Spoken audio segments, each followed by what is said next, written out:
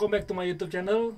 Kali ini gue akan bahas review mobil rally yang kira-kira menurut gue one of the best build ever.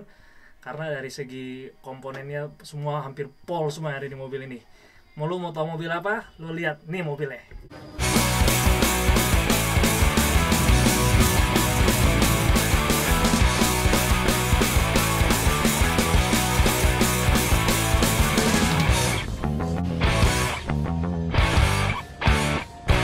Betul banget, ini Corolla Toyota Corolla DX Sprinter yang dibuat oleh Heron Motorsport. Nah, mobil ini bener-bener semuanya adalah proper build, estetikanya kena banget. Dan yang paling gila adalah mobil ini menggunakan 4 cylinders 3 SGT beams dan gearbox Drench sequential. Ini sih udah top banget nih gearbox. Nah, kita masuk ke interior.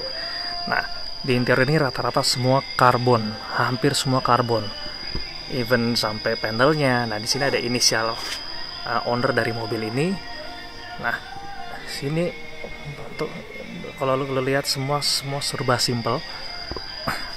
Steering seperti steering balap, dan ini menggunakan IM dash logger. Nah, ini gunanya untuk mempermudah juga baca-baca indikasi semua di mobil ini. Dan kalau lu perhatiin roll bar juga semua all tuck ke atas, jadi hampir nggak ada rongganya pun juga tipis nih bagian-bagian, seperti ini. Nah, ini desainnya sangat mengikuti standar dari safety untuk mobil balap semua. Nah, gue sekarang ada di dalam mobilnya, dan lo lihat di sini interiornya sangat-sangat rapi, semuanya sangat-sangat rapi, very proper build. Ini gue sampai tisu karena lagi kepanasan banget di sini. Nah, semuanya hampir dari desain roll barnya sampai desain panel-panelnya, semua is a very proper build semua di mobil ini. Dan ini semua gokil. Inilah yang gue bilang gearboxnya yang, nah ini pakai Drench 6 speed. Nah, ini ada sistem sequential di gearbox ini. Tuh. Jadi gunanya adalah sequential itu perbedaan dengan dogbox adalah dogbox itu lu bisa pakai edge pattern dengan tanpa menginjak kopling. Gue masih nginjak. Nah, sedangkan di sequential ini lu bisa, dia sistemnya kayak main game, dia cuma maju dan mundur doang. Jadi shift up, shift down. Dan sebagian juga ada yang menggunakan kopling waktu dia shifting. Tapi ada juga kalau misalnya beberapa driver dia langsung tanpa kopling dia langsung shift. Dan juga ada teknologi yaitu flat shift, yang dimana lu throttle lu di gas terus, tapi tanpa lo off throttle lo bisa langsung shift. Nah, ini salah satu teknologi baru yang ada di mobil rally saat ini. Nah, tipikal mobil rally selalu ada ban serep yang ada di dalam. Jadi ban serep itu ditaruh di kabin belakang, lalu di strap pakai tali seperti ini. Supaya even yang gila lagi, separator dari kabin ke bagasi pun juga pakai bahan karbon nih. Dan karbonnya bukan karbon yang dilapis tadi, kayaknya sini karbon pure karbon, dry karbon, jadi bener-bener enteng. Nah, ini dia guys mesinnya ini pakai 3 SGE beams. Nah, beams ini banyakan dipakai di mobil-mobil basically mobilnya pakai Toyota Altezza yang 6 speed. Nah, ini paling gila adalah air intake-nya. Intake-nya dia pakai punya karbon punya. Nah, bedanya apa sama aluminium? Jadi intake temperaturnya itu udara yang masuk ke dalam mobil itu jauh lebih dingin, supaya mengamankan piston dari mobil tersebut. Makin dingin intake yang masuk di dalam, udara yang masuk ke dalam, mesin lu bakal lebih aman. Lalu salah satu yang lebih gila lagi yaitu shock raiser untuk di mobil DX.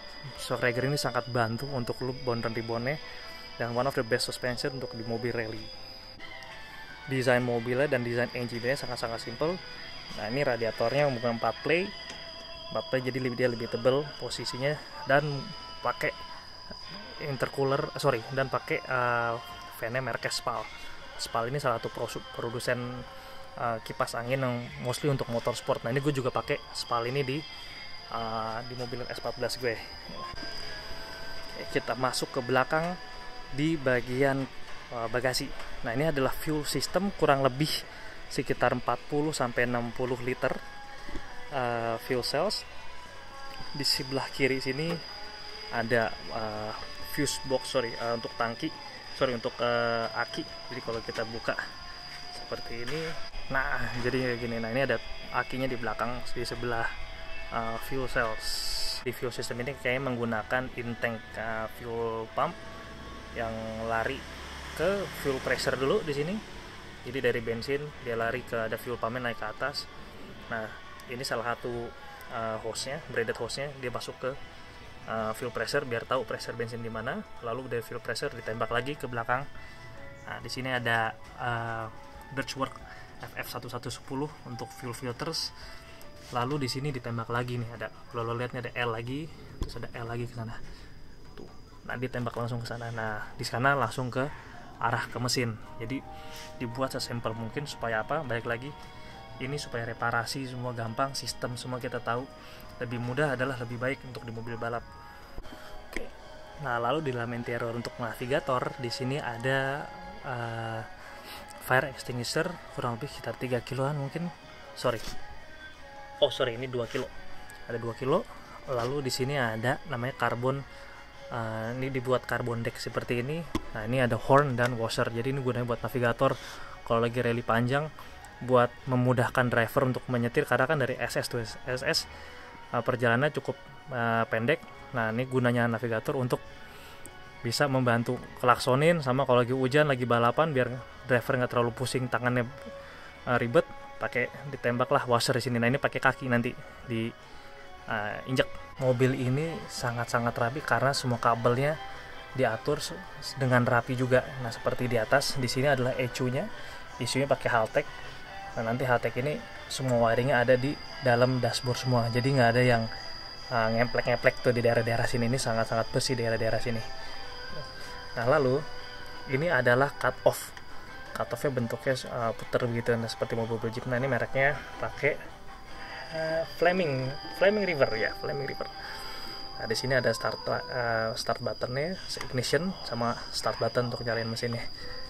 Lalu di sini ada indikator air, sama ada oil pressure. Gue balik lagi nih di kabin lagi nih. Nah, di sini ignition, di sini starter,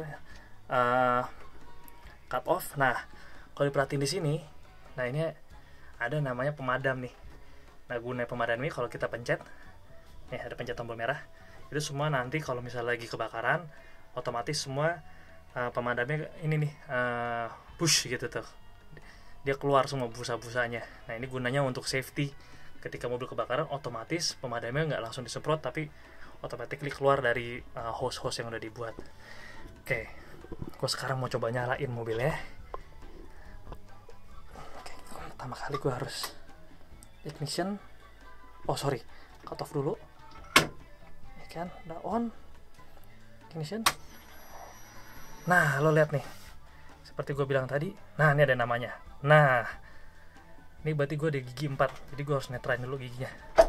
3, 2, 1. Nah, netralnya adalah begini. Nah, jadi netralnya gue harus pencet dulu nih, ada tuasnya. Oke, gue harus make sure dulu semuanya aman, all good, netral semua di sini. Oke, gue coba nyalain ya.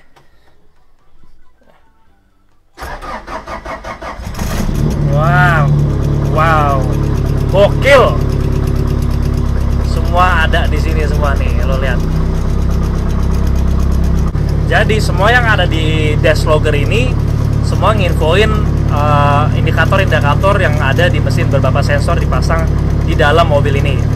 Contohnya di sini bisa lihat mapnya ada berapa, coolant temperaturnya ada berapa, voltase baterainya juga ada berapa. Nah, kita biasa tahu. Jadi kalau dia baterai mulai turun di bawah 11 atau di bawah 10, berarti baterainya harus diganti. Dan di sini ada ignition timing, throttle. Nah, ini throttle. Jadi kalau gua gas mobilnya, nah ini berapa persen yang akan gas gua nih nginjak pedalnya tuh. Gokil. Nah, sekarang gua udah di dalam mobilnya dan gua mau coba untuk masukin giginya. Kira-kira bunyi nggak kelontangnya? Oh, nggak bunyi guys. Oh, jadi kita maju dulu. Oke, sip, cakep.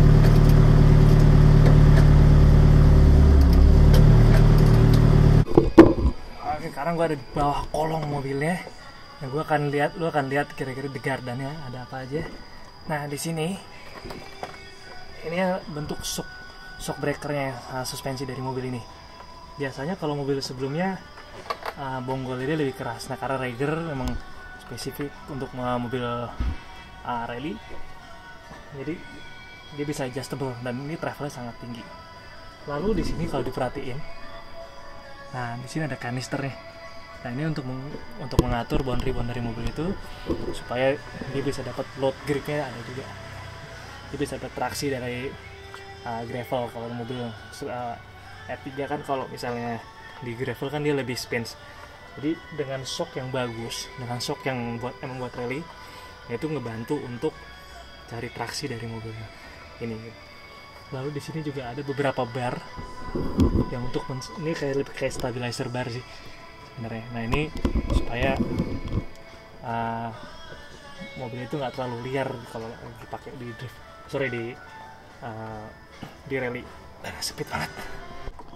Nah, lalu lo bisa lihat di sini ada beberapa hose. Nah, ini gunanya hose ini adalah untuk brake, dari brake hose. Jadi brake hose-nya benar-benar dibuat sangat rapi.